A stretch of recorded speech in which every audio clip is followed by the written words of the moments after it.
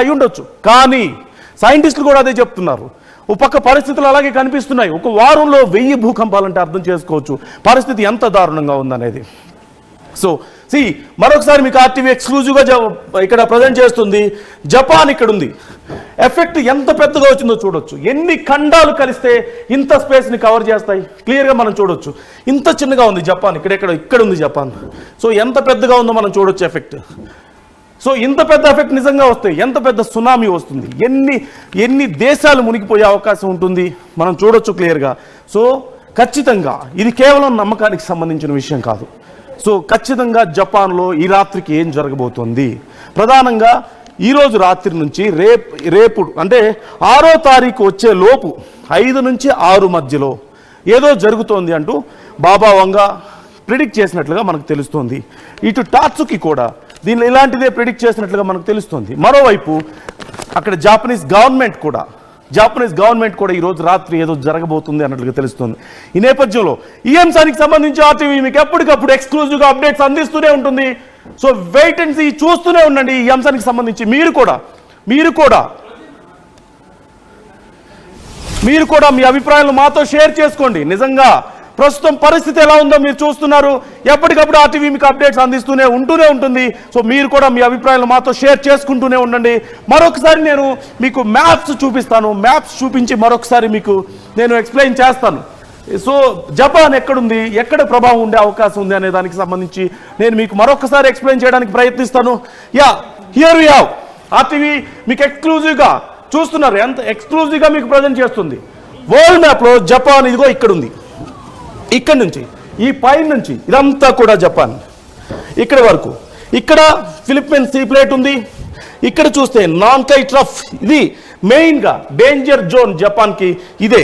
ఆ తర్వాత Pacific plate ఉంది. సో ఈ ప్లేట్స్ మూవ్మెంట్ వల్ల కూడా ఇక్కడ కొంత రప్చర్ అయ్యే అవకాశం కనిపిస్తుంది.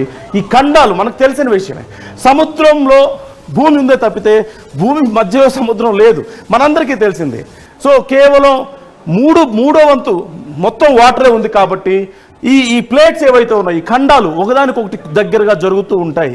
అలాంటి సందర్భాల్లో సో ఇక్కడ ఉన్నటువంటి ప్లేట్స్ కూడా దగ్గరగా జరగడం వల్ల ఈ పసిఫిక్ ప్లేట్, అలాగే ఇక్కడ ఉన్నటువంటి ఇది ఫిలిప్పీన్స్ సీ ప్లేట్, అలాగే యురేషియన్ సీ ప్లేట్, ఈ మధ్యలో ఉన్నటువంటి ప్రాంతం ఈ ఖండాలు ఈ ప్లేట్స్ దగ్గరగా జరగడం వల్ల ప్రధానంగా ఇలాంటి సమస్య, ఇలాంటి పరిస్థితి జపాన్కి వచ్చింది. రెండవది అతి చిన్న ప్రాంతం అవ్వడం కూడా ఇక్కడ ఒక నెగిటివ్గా మారుతున్నటువంటి పరిస్థితి మనకు కనిపిస్తుంది. సో ఓవరాల్గా ఇక్కడ ఈ రెడ్ జోన్ ఉంది చూసారా, ఇది జపాన్ని భయపెడుతోంది. ఇప్పుడు ఇక్కడ ఉన్నటువంటి ఒక పెద్ద లోయ, ఆక్రమించినటువంటి ఒక పెద్ద లోయ ఉంది.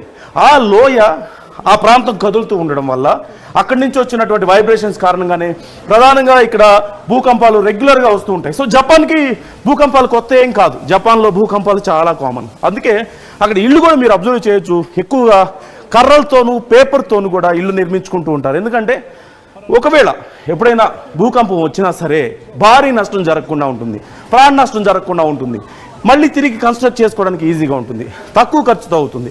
సో ఈ కారణంగానే అక్కడ చాలా కామన్గా చూస్తుంటారు.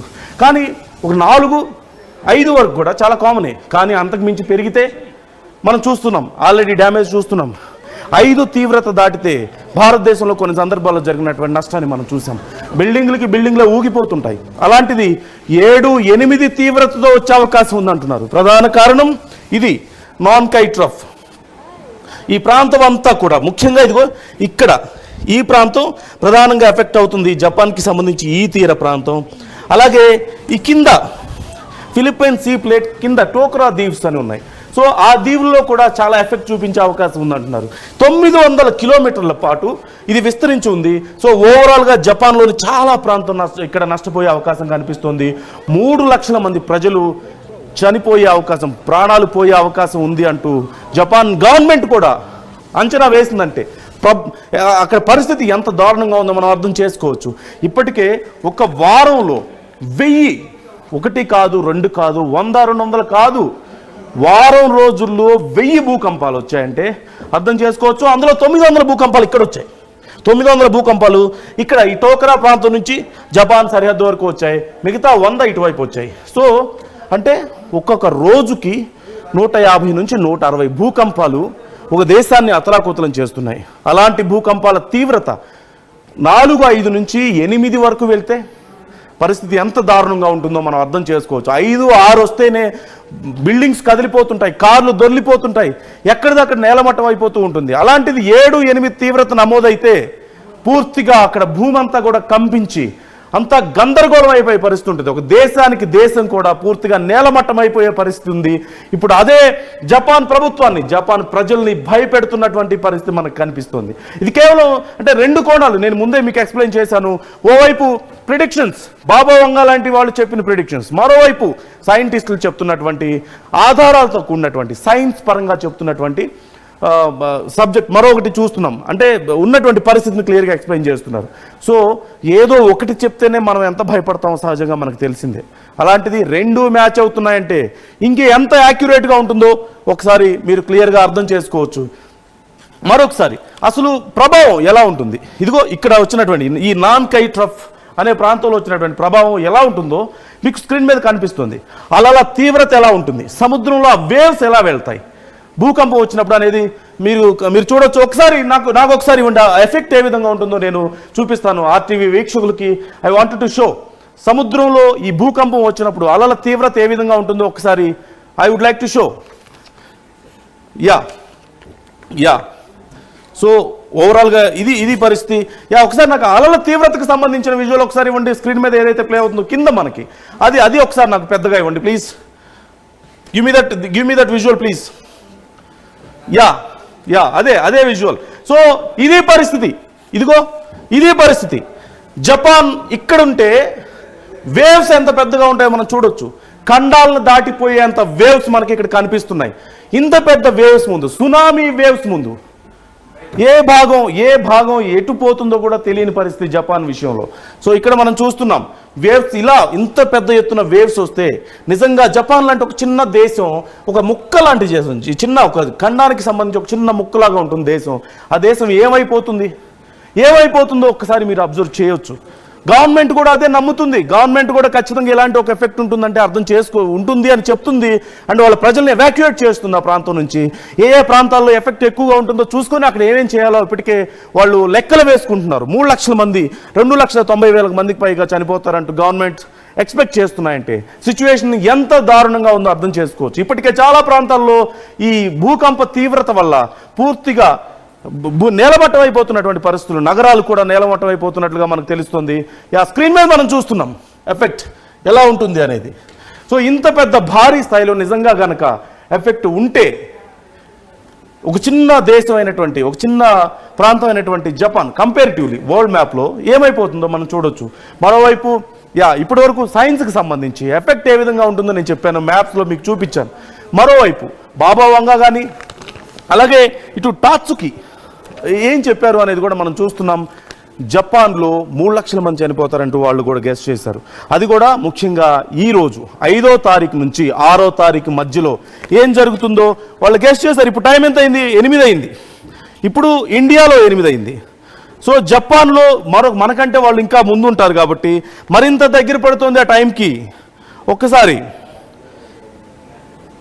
నేను జపాన్ టైం చూస్తున్నాను. ఇప్పుడు 11:33 అయింది. ఇంకొక అరగంట సమయం ఏం జరుగుతుందో తెలియని పరిస్థితి. ఇప్పటికైతే ఎర్త్క్వేక్స్ వస్తూనే ఉన్నట్లుగా తెలుస్తోంది. 11:33 జపాన్లో టైం అయింది. మన దగ్గర చూస్తే 8:03 అయింది మనకి టైం. సో ఈ గంటలోనే జపాన్లో ఏదైనా జరగవచ్చు. Anything can happen. మరొక బ్రేకింగ్ న్యూస్ చూస్తున్నాం. జపాన్లో మరొక ఎర్త్క్వేక్ వచ్చినట్లుగా తెలుస్తోంది, మరొక భూకంపం సంభవించినట్లుగా తెలుస్తోంది. 4.5 తీవ్రతతో, 4.5 తీవ్రతతో జపాన్లో మరొక భూకంపం. 7 రోజుల్లో 1000 భూకంపాలు. ఇప్పుడు ఇంతకుముందే మనం ఒక భూకంపానికి సంబంధించినటువంటి డీటెయిల్స్ చూసాం.